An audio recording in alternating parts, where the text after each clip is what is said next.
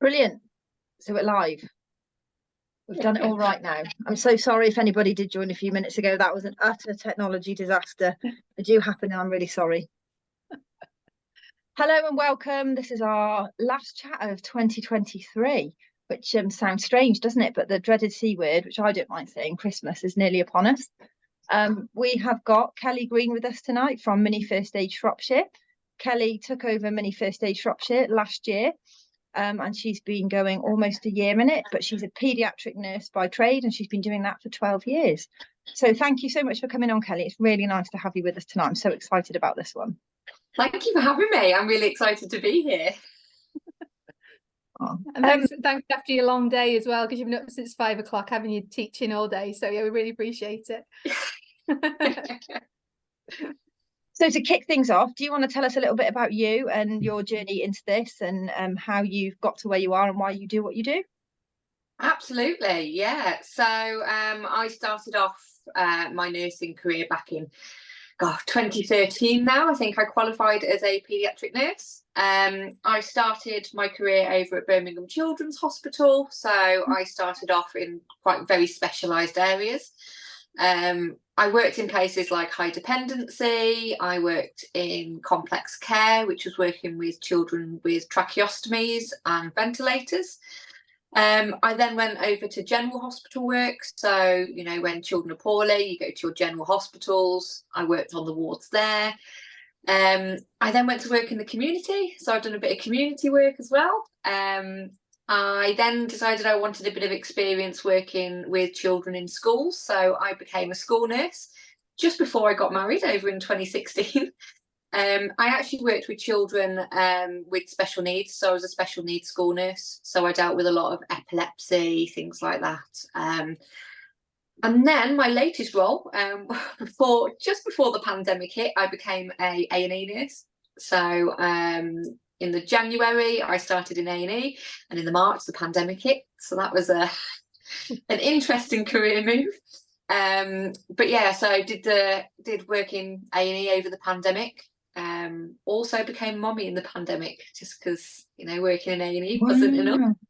Yep, so I am a lockdown mummy. I was pregnant in the pandemic. And actually, it was when I became a mom that my views, I suppose, changed a little bit. So, you know, we kind of had very quick labour. We were in and out of hospital in under 12 hours, which is quite quick. I was lucky I had the experience that I did as a nurse, but my husband, who's an engineer, hasn't got any nursing experience. And actually, it was quite scary for us when we got home. We've now got this little baby who relies on us 24/7. And it was like, what do we do if something goes wrong? And I was like, if I think like this and we think like this, how must other parents feel that don't have any medical background? And I think it was, you know, how can I use my nursing skills, but how can I also use my mom skills now as well? Then while I was on maternity, came across Mini First Aid, loved what they stood for, loved that they were training parents, basic first aid support for babies and children. Thought, absolutely, I can completely get on board with this. I have got my nursing background of 12 years. I have got my mommy experience. So my little girl is now almost 3. So there's a little bit of experience there. She certainly tests me. But actually, they do. And I kind of saw it from 2 different perspectives. So I've now joined them together, and actually, I thought, yeah, let's teach parents, let's empower parents to be able to act in an emergency. And I've now been doing this full time for a little over a year now. Amazing. And then that's where that's a lot of experience under your belt, isn't it? And can you tell us a bit more about your experiences of being a mum and any periods of struggle that you had and where it's got you to today? Absolutely. I think I'm just a mom like every other mom out there. Kind of ignore that nursing experience sometimes. You know, I'm still a mom.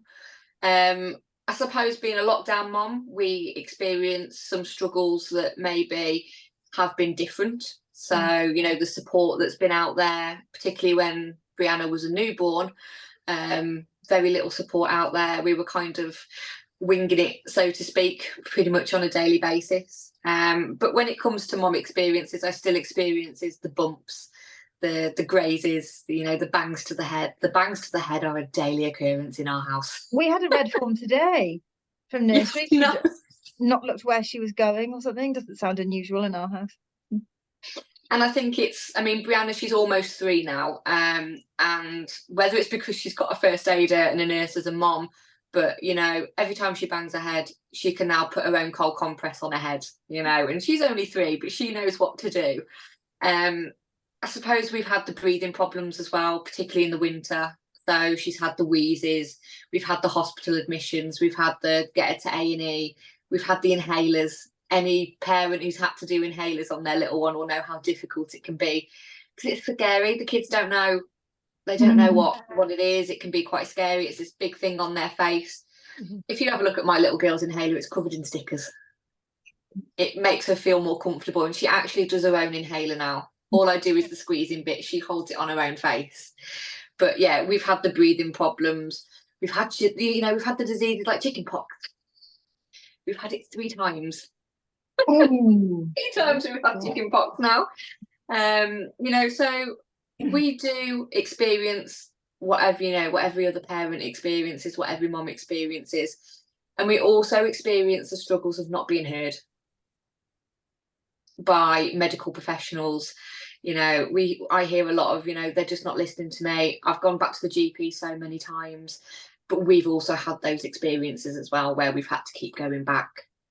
And it was pretty much 12 months ago that we ended up with a very poorly little girl, and I had to keep going back, and it was eventually she was diagnosed with lactose and soya allergy.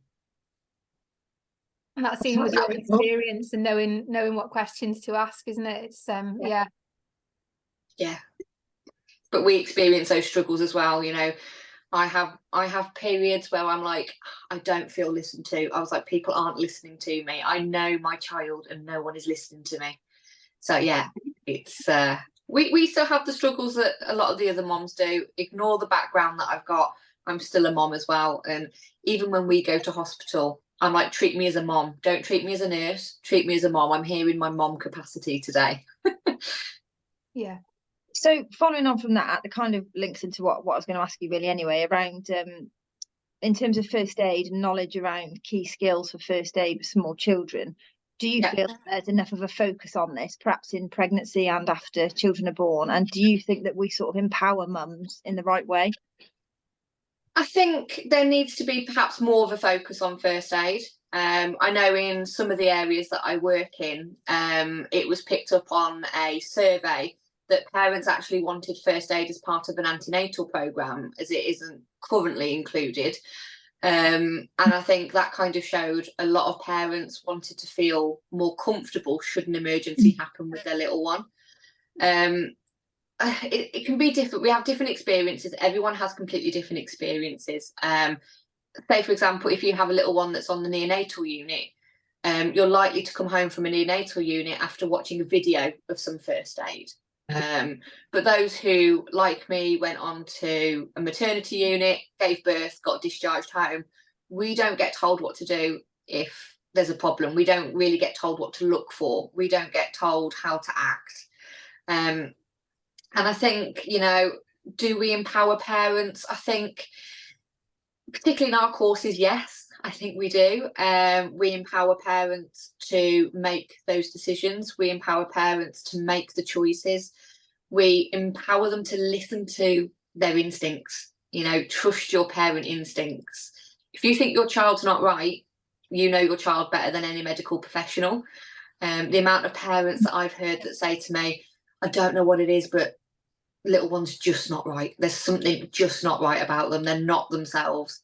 Okay, I'm listening to you. Let's have a look, see, I think we do need to give people and parents more knowledge, what to look out for, what to do. Even if they fall over and graze their legs, what do we do in that instance? Things like that. But yeah, I think there is more focus on it kind of at the moment. There is a little bit more focus happening, but it's still taken a while for that to come in.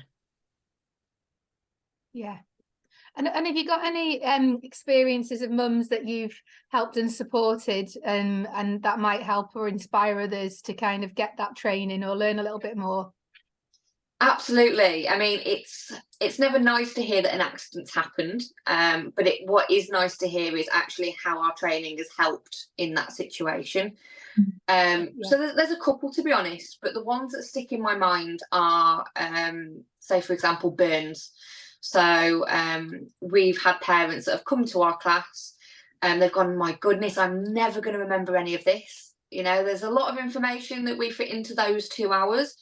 They go, I'm never going to remember this, but they get given a booklet. They get given all the information in that booklet. They can go away and read that, you know, at their own pace when they get home. And actually, I've had feedback from parents who have, you know, 6 months down the line, their little ones had a burn, so they've spilt the hot drink on them. They've had that burn, you know, the burns that we talk about in class. And actually, the feedback was, I never thought I'd remember what to do, but I remembered the class.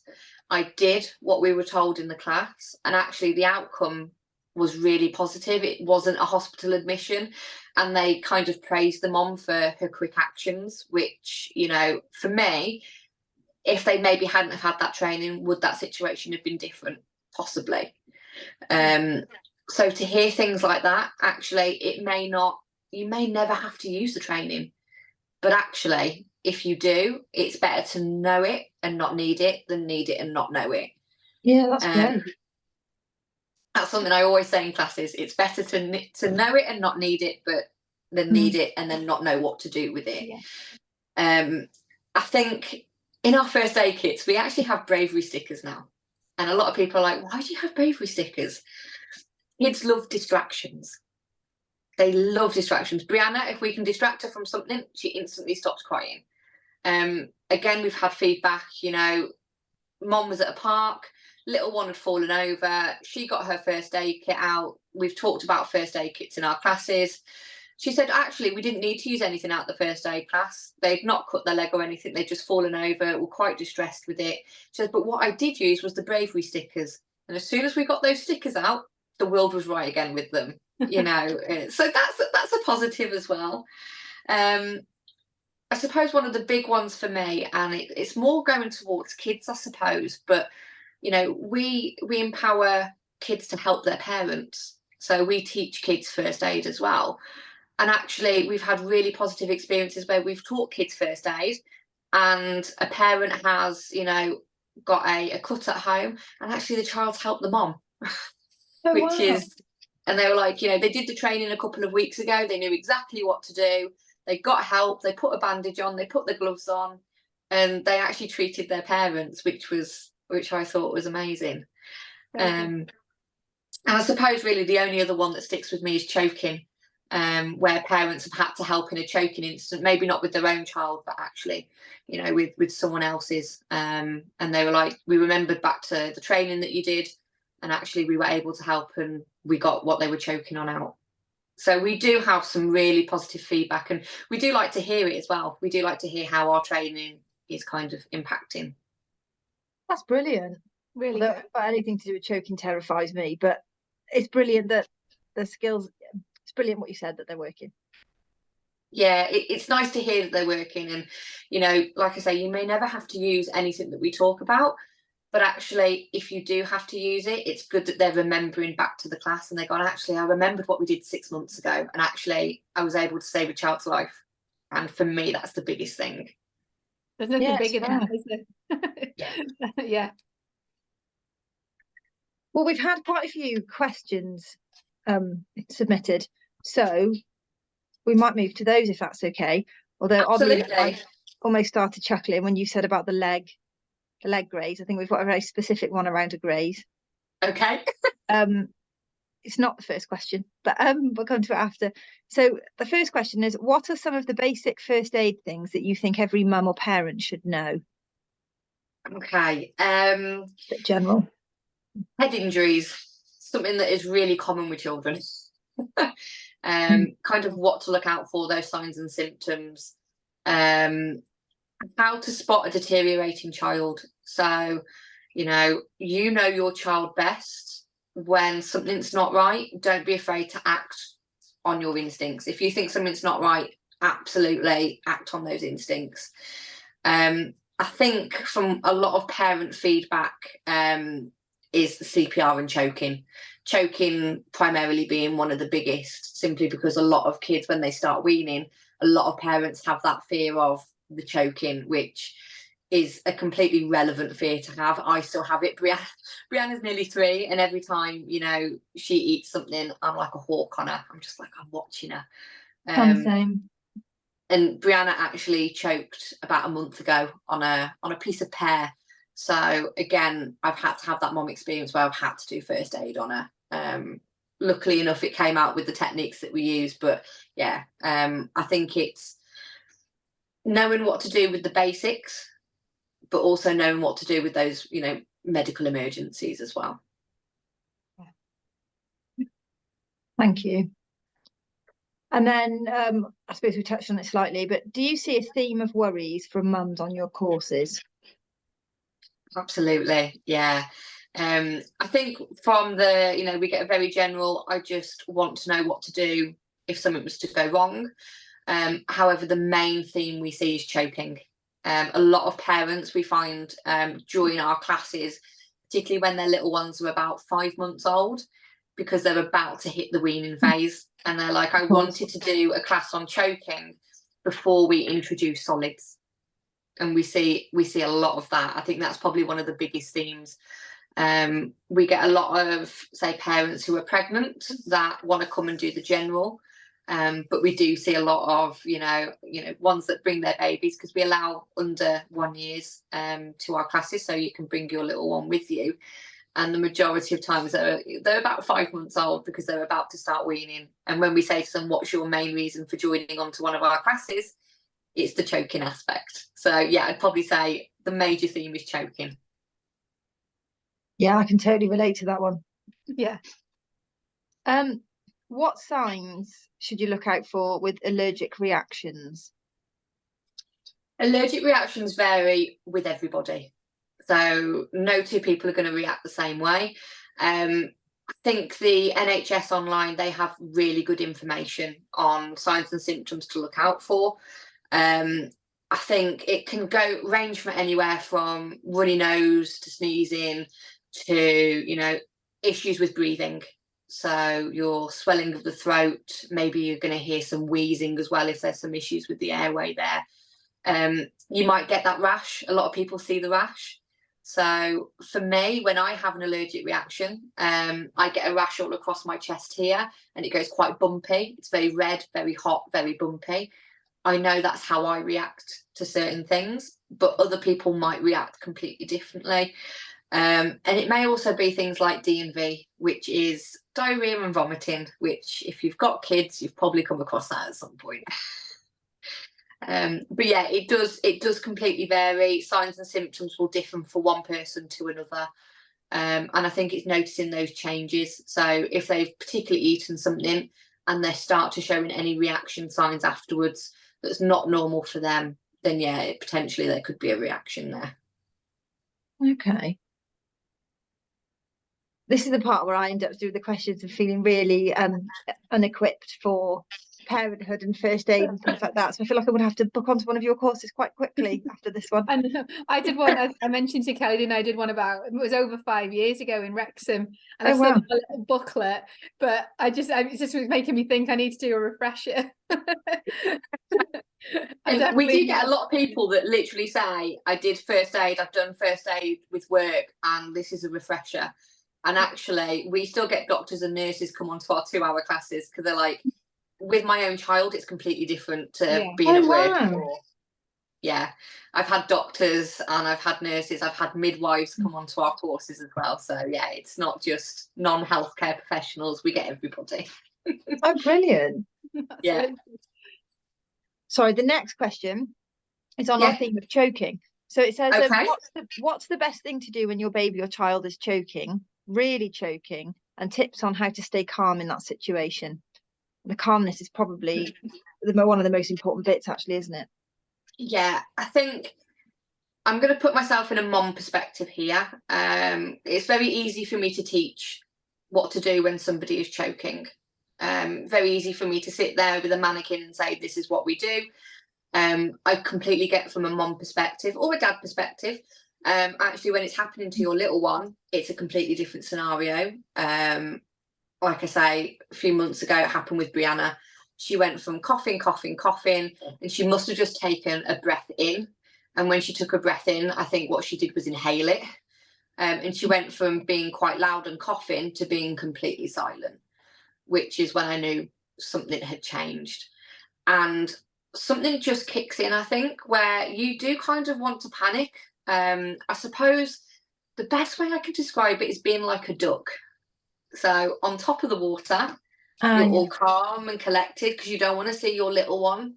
You don't want your little one to see you going, I don't know what to do. What do we do? Because you want to try and keep them calm as well. So I describe it like a duck. On the outside, so above the water, you're going, okay, we're going to sort this. And under the water, the little legs, that's what's swimming. Okay, you're going, oh my goodness, right, let's try and think what we're doing.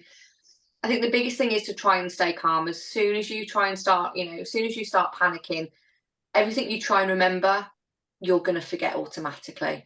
As hard as it is, you do need to try and stay calm. I think the biggest thing I can suggest to everybody is, I feel like I'm promoting my course here, but the best thing you can do is attend the training. Have a go on the mannequins. Have a go, see what it feels like.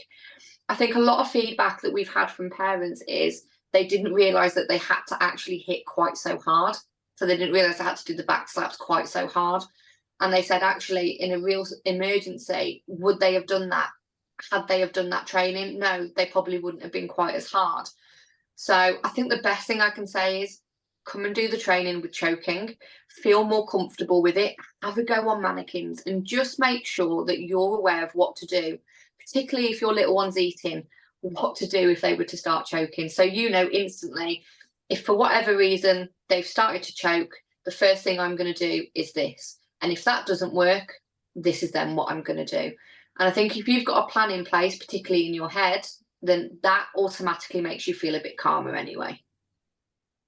Your mannequins quite going down a technical rabbit hole here, but quite like interactive then, are they? Yes. So do you get to actually dislodge something? Yes, you do. I haven't actually, I'm actually gutted, I haven't actually got one with me, but I can share some photos and videos of it with you. I've been on a course today. I've done a qualification course today, so they're still all in my car at the moment. But with the choking particularly, I have what's called choking vests. So I actually put the vests on the mannequins, and what it is, it's like a little tube, and we put it's almost like a Nerf bullet, so from a Nerf gun, like those little yellow things. That goes in, and actually what you do is you have a go at those abdominal thrusts, and when you do an abdominal thrust, if you've done it right, something will pop out. That's brilliant. Yeah. Totally on one of these, aren't I? Yeah, you're gonna have to go. We do the baby choking, because baby choking is slightly different to what we do with child choking. But we encourage parents. We don't make parents have a go. It's not a course. You're not being assessed on this course, but we do encourage, if you want to have a go, see what it feels like, see how you would hold a baby if they were choking, how hard you're going to be obviously doing the back slaps. And again, our choking's very interactive, so you do get to have a go at, and everyone likes it. Everyone wants to have a go at that bit. They see it and they're like, yes, that's what I want to have a go on. That's the bit that's intriguing when you said about how hard you have to do it and people wouldn't know. And I was just thinking, no, you wouldn't, or I wouldn't. So then if you're saying you have to do it quite hard, and obviously if you don't know how to do it, you'll either be sort of panic slapping them, or when it's not working, you can sort of feel the panic rising. So okay. Sorry, I went down a little rabbit hole there, didn't I? I like rabbit holes. Rabbit holes are good. The next one is it's really interesting actually. Do you have any tips on how to teach your child to call 999 in an emergency? Yes. So I think, because we teach children from as young as 3, and actually particularly our early years class, which is taught to 3 to 6-year-olds, as part of that class we talk about calling 999, when we call 999, but importantly, how we call 999. So we actually have actual phones. So, you know, like the car phone warehouse where they look like phones, but they're not the real version. I have 30 of them. So we teach the children, you know, on a phone, where the number 9 is, how many times we have to press it, who they might be talking to, you know. So we don't go into too much detail, but if, say, for example, you were home alone with your little one, you were to become poorly, if you said to them, you know, I need you to call 999, or, you know, worst case scenario, you were to become unconscious, we then know that hopefully little one, if they know how to call 999, that's going to help. And, you know, you hear a lot on the news, and, you know, you'll find it on YouTube, the call operator. So when you call 999, you know, it's recorded. There's so many, say, 5-year-olds that have called 999, and they've called 999 and gone, mommy won't wake up. Calling that 999 is the first thing in that chain of survival, really, getting help to them. So tips really for getting kids dialing 999, get interactive with them, use the phones, but you get some toy phones that look very much like a toy phone, you know, where they've got like big bubbly kind of writing on. As long as it's got the number 9 on it, where it would be on a normal phone, absolutely fine. Kids learn through play. Kids learn through copycatting. I know that my little girl, she's learned a lot of my first aid techniques from watching me. I watch my little girl and I'm like, you've been watching mum way too much, because that is exactly what mum does. But play with them, you know, start talking with them. We've actually got, as part of our early years, a storybook, which we do have separately as well. And it's a story that we read with little ones. And it's a story of a little boy who, you know, grazes his knee. What do we do? Bangs his head. What do we do? Mommy falls poorly. What do we do? He calls 999, and it goes through, you know, why we call 999 and how, but through play, 100% through play.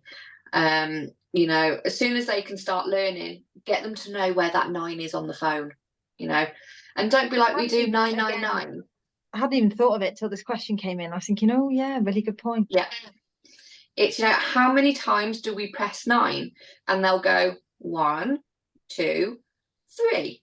Yeah, we press it 3 times. 9, 9, 9. And it's just keeping going over that, and just, again, keep it in a playful spirit. Kids learn through play. Kids learn through copycatting and interaction. I think the sooner you can start teaching them, the better. Brilliant. I do remember that one child I think it went viral, but I don't know if it's here or America. I don't know if you remember it, but they, I think they were stuck with their maths homework or something, and their mum told them to just, we'll just get some help or something. So they rang the fire brigade. Oh dear. But that's something that we do talk about in class. You told me to get help, so I rang. Yeah. But exactly, but kids can be very literal as well. Like you've just explained there, they can be very literal, you know, particularly my little girl. I know she takes everything very, very literally. Yeah. So be careful with that one though. But you know, we say it in class, we only phone 999 in an emergency. So we don't phone them to get pizza. We don't phone them to get a friend. It's if someone's poorly, we phone and ask for an ambulance. Yeah. Oh, brilliant. The next one is, here we go. Here's the leg one. What's the best thing to use on a badly grazed knee, the type with gravel still in it? I loved how specific this question was, and very relevant. There's points for this one. I think there's definite points for that question. It's one that you come across a lot with kids, because they fall over a lot, and you'll find that gravel can get stuck in their hands, in their knees. It is important to get the gravel out. And sometimes it can be really hard to get that gravel out. I like things like your eye washes, because it's sterile water. They come in like a little tube, and actually if you squeeze it, there's a bit of force behind it. So I find sometimes, instead of wiping it with a wound cleansing wipe, if you use the sterile water with a bit of, you know, force behind it, actually just kind of flicks the gravel out. Otherwise, sometimes I suppose it might be that you can soak it for a little bit. Sometimes if you can soak it, sometimes it comes out. If you can't get it out though, it's okay to seek medical help. Because otherwise, if the skin starts healing over the gravel that you haven't got out, you've got a risk of infection there. So although a lot of people go, oh, it's just gravel, still needs to come out. Still needs to be cleaned, still needs to be wiped. So eye washes with a bit of force. Yeah, yeah. I love a good old eye wash. Eye washes are great for eyes, but they're also great for wounds and grazes. And I think because obviously your eye wash is it's sterile water, you'll find that because it soaks the skin a little bit as well, sometimes the gravel will just come out with that little bit of extra water as well. And then what do you put on it? Do you put anything on it after that? So clean it. If you've got an open wound, put a plaster on it. So I teach it to kids and to adults. If blood can get out, germs can get in. So I always say, if you've got an open wound of any kind, particularly if you're out and about, pop a plaster on. As soon as you get home, take that plaster off. Let the air get to it. Let it start healing. If it's just a graze and it's not bleeding, absolutely fine. Let the air get to it. If there's no open wounds there, then that's absolutely fine. But yeah, if there's some open wounds there, you'll find if there's gravel in there, once you've got the gravel out, it's going to be a bit sore. Pop a plaster on. The best thing as well is the bravery stickers. Get a bravery sticker out because it distracts from the knee that they've just fallen onto. Perfect. But yeah, if you can't get the gravel out, it's okay to seek medical attention. Brilliant, thank you. Oh, and what are the medical essentials you should have in your bathroom cupboard, or any cupboard really? I have a box. I have a medical box. Oh, that's a really difficult one. I think just to have a well-equipped first aid kit. So with your plasters, your wipes, your bandages, things like that. But don't be afraid, because it's not a work first aid kit. It's not a work one that you're assessed on, that you have to be monitored. So in your own first aid kit, for example, with me, so the essentials to have in my cupboard at home are your paracetamol, ibuprofen, Gaviscon for me. So I have Gaviscon because my little girl gave me heartburn and it never went away. So it's in my drawer. I know, yeah. It's in my drawers, it's in my medical box, it's in my cupboard. It's in all of our first aid kits. So if we go out and about, I know I'm going to get it when I'm out and about, so it's always in there. Obviously those are for the adults. You've got things like Calpol, kids ibuprofen. Particularly with my little girl, she goes to nursery, we get all the bugs under the sun. We get the temperatures, we get the infections, the germs, you name it. Calpol's probably one of the biggest ones. I'm very lucky because my little girl just takes Calpol like it's sweets.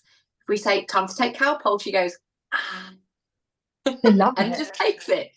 Probably because I'm a nurse and I'm like, we're not taking any of this, rubbish. You are going to take your Calpol and you're going to get better. But yeah, I think Calpol, thermometers, make sure you've got a thermometer to hand. Eye wash, that is a staple in our house. Eye wash, because it does pretty much everything. Plasters, bump pads, have a bump pad to hand. So we always, oh, what, sorry? What is a bump pad? Am I being thick? No, you're not. So a bump pad is like a cold compress. So yeah, I've got some of them. Yeah, so we have Ellie's or Daisies. We particularly pick Daisies in our house. So it's a cold compress that looks like a daisy. And actually, when my little girl bangs her head, she goes, oh no, Daisy. She goes to the fridge. She gets the daisy out because we go, whoops a daisy. Oh, whoops a daisy. Yes, mummy, Daisy, Daisy. And actually, will she hold a bag of peas on her head? No. Will she hold the daisy on her head? Absolutely, she'll hold the flower on her head. So I always just say, make sure you've got either one of those in the fridge, or you may have heard of things called instant ice packs, that like the snap and go ones. So if you're out and about, you shake it, snap it, and it's instantly cold. Just make sure you've got one of them to hand as well. But those are the ones that I've probably found as an essential in our house up until now. We got them after nursery. I think we had the same conversation, didn't we, not long ago, how, well, back in our day, it was a cold paper towel or wet paper towel, wasn't it? But now they have these cold Don't tell me compress. that. A compress, as Phoebe tells me. I need a Yeah. cold compress. They Yeah. sound all posh these days. But yeah, okay, I know what a bump pad is now. Yeah, or if you're like me, you just say bump pad. No, that's fine. At least I was thinking, oh my gosh, what's this essential I've missed? But no, I haven't. I'm okay. Cold compress. Yeah, cold compress. We'll use the official word for it, cold compress. Gemma's It's more only- prepared than me. You have a first aid kit and your car when we're out and about and something happens to my kids, it's usually Gemma that has to go to her kit. I was going to say, I didn't want to say it or not. You saying about the bravery stickers. I think I've used 2 and both of them were on your kids, not mine. Sorry. Do you know what? You find that a lot of feedback is parents. Actually, I've not used it on mine, but there's been a mom at the park who hasn't had anything and they've had to use it. Yeah. It's happened to me. I was on holiday, we were at the park. I saw a mom that was trying to deal with a cut to the leg, actually didn't have anything, was trying to use a sleeve to try and wipe all the blood because she didn't have anything with her. And actually I went, do you need some help? Do you want me to get some wipes out? I've got a first aid kit. So that's when I use mine as well. You know, so it might not be on your kids that you use it. You can offer to help other parents as well. We do hear a lot of that. They're like, I've not used it on my kids yet, but I have used it within the park for other moms. Yeah. I got some brilliant wasp spray off again a mum. We were out in the pub having Sunday lunch a few months ago and Emily got stung. And it instantly right between her fingers, so it sort of swelled. And then the lady on the next table said, oh, hang on, I've got something in the van. So she went and got this spray because the same thing had happened to her. She said they were in Holland or something a month or 2 before, and another mum had given that to her. So it's just, I was really grateful of the help, to be honest. And I think that's a really good example of moms empowering other moms. It's not making them feel like you're not prepared. I can't believe you're not prepared. How have you not got this? It's actually, I've learned from a lesson and actually I'm going to help you. And that's a really good example of moms helping other moms with no judgment there whatsoever. And I love that. No, totally. Oh, the next one is, what's the best way to comfort earache or toothache type situations? That's a really difficult one. That is a really difficult one. I think really, I mean, I'm going back to NHS with this one as well. You've got your anti-inflammatories, you've got your painkillers, so ibuprofen, your paracetamol. It is important though to check the age ranges. Under a certain age, you can't have ibuprofen, so it is just important to check that. A warm flannel, particularly earache, is good for, a warm flannel. Just state that on the NHS online as well. I think the biggest thing is, if it's ongoing, seek medical advice. I think is the biggest thing I can give you is seek medical advice. It might be an infection, and the longer you leave it, the worse it's going to get. So if you are worried or concerned, absolutely. Toothache, are we talking about teething toothache or are we talking about older kid toothache? I don't know, perhaps we should cover both. We'll look at both. I think teething it's okay. I think teething is very normal for babies. I used to know when my little girl was teething because she'd be eating everything, or not eating, but sticking everything in her mouth. You might have one red cheek, so I knew she'd be teething over this way. You do find as well, I found with my little girl, that if she was teething, so say she had a red cheek over here, actually she'd have a temperature in this ear. But then if I was to check this temperature in this ear, she didn't have a temperature either. Yes, I was the same. Well, not me, but yeah. Yeah. You remember when you were teething? I'm like when I was little. I think teething, like I say, is very normal, particularly with babies. And I think the best thing you can do is try those techniques that work. Like the teether toys, they worked really well with my little girl. She had the matchstick monkeys. She used to hold on to them and eat the matchstick monkeys. Yeah. Well, it wasn't a monkey. She had a giraffe, I think it was. I'm pretty sure it was a giraffe, matchstick giraffe. But I think, the older they get, if they've got toothache, just go to the dentist, get them seen. That makes sense. Yeah. It may be nothing, a checkup's not going to hurt. But sometimes it's things that we can't see. Only a healthcare professional might be able to check for, because they can look in your ears with the medical equipment. They can, the dentist knows where to look in your mouth. So I think if it's definitely something that's ongoing, just go and get them seen, get some medical advice. Brilliant. And the last one. Okay. We haven't covered, but I imagine is quite common. Best way to deal with children's nosebleeds? As best as you can. It's really difficult with kids because they tend to panic. They don't really understand sometimes what's going on, particularly the younger that they are. I think the best thing to do is we pinch the bottom of their nose, so the fleshy part of their nose, and we lean them forward.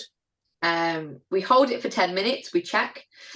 If it's still bleeding, we do it for another 10 minutes. We do this for a maximum of 30 minutes.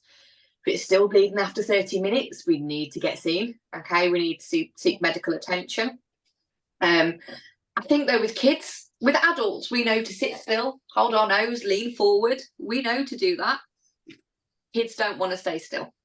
No. So may you have to hold your kid's nose and run around the room after them? You might have to, okay? It's about improvising. It's about distraction. So maybe, you know, you're holding their nose, or get them to hold it if they're old enough to, okay? Distract them with a book. Get them to do an activity so they're sat down. You know, it's all about distraction when it comes to kids. And I'm very quickly learning that as a mom, but we very quickly as paediatric nurses know about the distraction techniques. So we're trying to distract them from actually what's happening. But yeah, kids with nosebleeds, it can be quite common with kids with nosebleeds. Kids like to, you know, have a bit of rough and tumble sometimes, so it might be trauma. It might be, I don't know, ages sometimes, particularly with hormonal changes. It might be altitude changes, it could be temperature changes, or if you're anything like my little girl, literally we were having a beautiful moment. We were lying on the floor together and she started stroking my face like this, and I'm thinking, oh, this is such a lovely moment. I'm gonna let her do this because this doesn't happen very often. I'm gonna let her do it. Out of nowhere, this is where we say don't trust your children. Out of nowhere, her finger went right up my nose. I felt it tickle my eyeball a little bit. And then just for good measure, when she pulled her finger out of my nostril, she did that. Oh, and clawed her way out of my nostril. Gave me a nosebleed. Now, actually, it did make me think, what do kids do when they start exploring? Start picking their noses. That's another reason why kids get nosebleeds, because they're picking their noses. But it's all about distraction. If distracting them means sitting down and reading a book while you hold their nose for a little bit longer, then absolutely fine. If they're trying to get up and walk away with them. You're going to be walking around like this. But yeah, improvisation. That sounds like a good tip. Improvisation and winging it. That's really good advice there, isn't it? Just wing it. Parent life is about winging it. But there's loads of good tips there. So I'm just, yeah, for me, I think I've taken away bravery stickers, distraction, and eye wash with a bit of force. And that's my Not life. too much force. We don't want to cause any damage, but it can be helpful sometimes. But I feel like they're my top tips to get through first aid situations. And I'm not just saying this because we're on a thing. I am going to do one of those first aid courses because I'm really intrigued with this choking mannequin, but B, I think it's something I genuinely need to know. Yeah. Yeah. And when we're talking about mannequins as well. Sorry, what was that? I just said on top of that, I noted all those as well, but I'm also going to get my first aid kit sorted and make sure there's always one in my car. I'm going to do that. I'll get you one for Christmas. I think when it comes to the mannequins and as well, we talked about that choking vest, but my mannequins, they actually they're as lifelike as we can get them, but my new mannequins that I've now got actually have lights on them, so you can see if you're going down far enough, and if you start going too fast, it will tell you if you're going too fast with those chest compressions. I wondered what you were talking about there, and I was thinking, going too fast, where am I taking it? Yeah, your chest compressions, yeah. Right, okay. So if you start going too fast with your chest compressions, it'll start flashing at you. If you're doing it the right depth and the right speed, it'll turn green. So they are very interactive as well. Oh wow, God, stuff's moved on, hasn't it? They're very clever. They are very clever. You know, when you breathe into them, the chest rises and falls. It's as lifelike as we're going to get. Oh, wow. Thank you so much, Kelly. That's been great. And I think there's so many little hints and tips in there. We're certainly another tick box on the survival kit. Thank you. I'm really grateful. No, thank you so Brilliant. much for having me. I like being able to share some first aid bits with you. No, definitely, it's Yeah, brilliant. thank you. Like we ask everybody at the end of one of these, what's your favourite thing about being a mum? And then what's your top survival tip for motherhood? Oh my goodness, my favorite. There's so many things that I enjoy about being a mom. Probably way too many to mention on here. I suppose the adventure, the learning, the fun. The biggest thing for me is the learning about me as a mom. I have become a completely different person since I've become a mom. And I think my favourite thing about being a mom is what she's teaching me. She teaches me so much, and I think together we're on a completely new journey. Am I the same person that I was before Brianna? She's probably still here. She is still here, but we are now learning a different path together. And I think that's probably my favourite thing about being a mom at the moment, what she's teaching me. And actually, she's taught me that I'm actually stronger than I thought I was. You know, if I can do those 2 a.m. wake up calls and still keep going throughout the day, then but yeah, I suppose it's what she's teaching me as a mom, and I think we're just bouncing off each other. You know, we have our bad days. We have our bad days. You know, I still have days like everybody else where I think, what is going on? What am I doing? I have no idea. But I do generally think my favourite thing about being a mom is what we're learning from each other. So yeah. Oh, wow. What was the other one? Top survival tip for motherhood. Yes. I mean, not that you haven't given us about 20 already, but Yeah. I think I've probably got two. I think the first one is don't be afraid to wing it. I think it's perfectly fine to wing it. No one's the same. Everyone is on a completely different journey. It's absolutely fine to wing it. I think the biggest one for me though is don't be afraid to ask for help. I think that's probably the biggest one for me. I think as a new mom, I didn't want to ask for help. I didn't want people to think I couldn't do what I wanted to do. I didn't want people to think I needed any help. But now, particularly, the more into motherhood I'm getting, and like I say, the more she's teaching me, if I could go back to that new mom me and say, it's okay to ask for help. It's okay. You know, if someone says, can you come round for a coffee? It's okay to say, can you bring this with you? Or are you okay just to put a load of laundry on for me? It's just been sat there and I just can't put the baby down. It's okay to ask for help. And yeah, the big thing for me is it's okay to not be okay. I think that's one of the biggest things for me. It's okay to not be okay. And it's okay to talk about it. hence the #MumsAreFine campaign. Which is why I was completely drawn to you guys, because I've always been massive on the it's okay to not be okay. You know, particularly with postnatal depression, you know, particularly in lockdown, that was something that I wasn't helped with because there was no face-to-face kind of help available, and things were getting missed and things did get missed. And I think looking back now, if I had that help available, then absolutely things may have been a little bit different. Things may have had a completely different outcome. But yeah, top survival tip for motherhood, it's okay to ask for help. Brilliant. No, thank you. And thank you for being so honest as well. No, you're very welcome. If my story can help anyone else, I'm very open. I'm very open about my entire motherhood journey. You know, not every day is plain sailing. I have days where I think, my goodness, I can't do this. You know, it was after baby, I struggled with so many different emotions.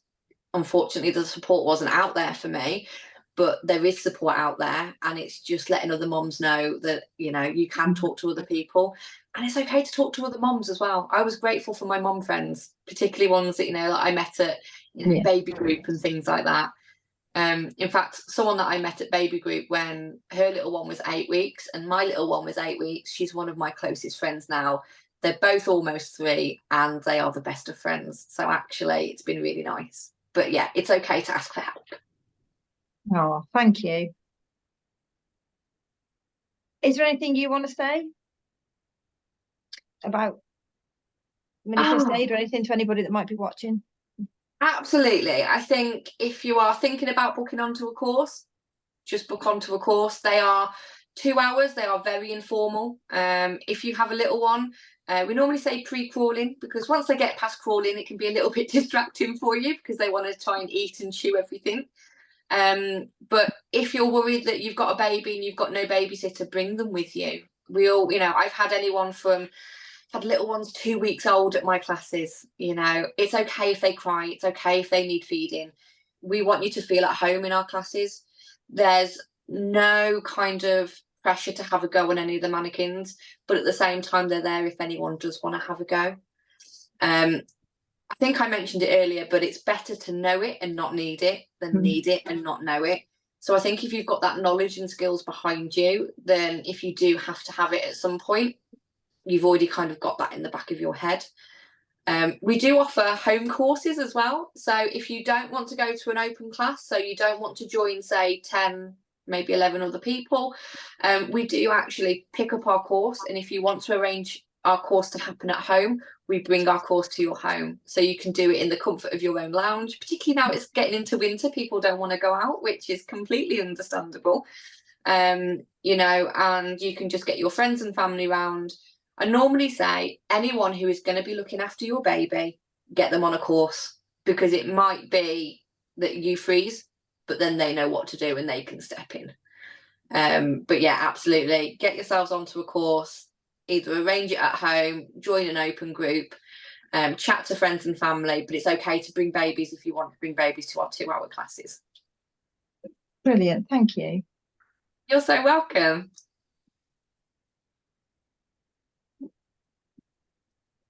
And now it's a bit from us. Sorry, missing the end there. So thank you very much to anybody, if you were watching or if you're watching back on YouTube later on. Thank you. If you like what you see, go and check out some of our other videos. There might be some more useful tips for you there. We've got the guest blogs on the website, the Mums Are Fine campaign. Check out the social media, sign up, you get discounts if you do want to buy anything, but also you can keep up to date with all of this. And please just tell your friends, share, keep following, and thank you so much for your support. Have a great night. Thanks, guys.